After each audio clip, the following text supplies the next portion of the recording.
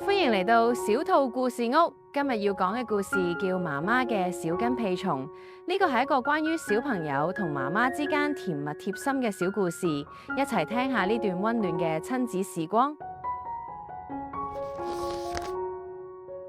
心月係媽媽嘅小跟屁蟲，媽媽走到邊，心月就跟到邊。對心月嚟講，有媽媽喺度嘅地方就係全世界最安全嘅地方。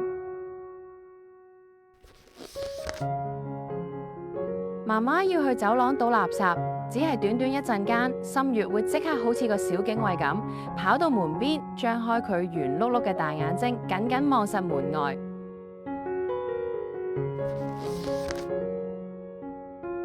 直到媽咪嘅身影再次出現喺走廊盡頭，心月嘅面上先至會綻放出安心嘅笑容，搖搖晃晃咁跑過去，緊緊抱住媽咪嘅腳。個，只要媽媽一入廁所，門外就會傳嚟心月努力嘅敲門聲。雖然佢仲唔係太識講嘢，但每一次敲打都喺度話媽咪開門。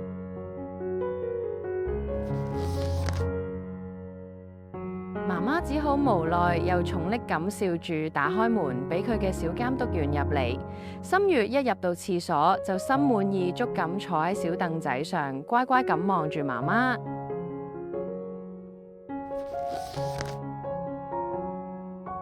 朝早係心月最唔中意嘅時候，睇到媽媽換上出街嘅衫，準備去返工，佢就會即刻扁起咗個小嘴仔，眼眶充滿淚水。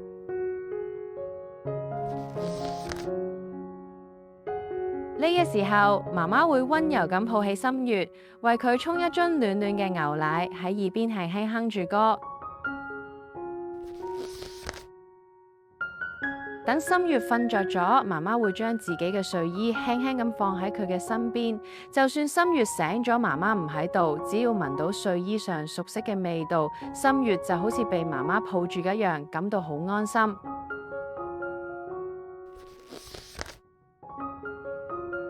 心月係媽媽嘅小跟屁蟲，因為媽媽係佢嘅全世界，而對媽媽嚟講，心月亦都係佢最甜蜜嘅負荷。媽媽嘅愛會好似溫暖嘅睡衣咁，永遠咁陪住心月。其實對媽媽嚟講，俾小朋友黐住都係一種幸福。如果你都覺得呢個故事有共鳴，記得訂閱我哋嘅頻道啦。每個禮拜都會有新故事陪伴你，下次見，拜拜。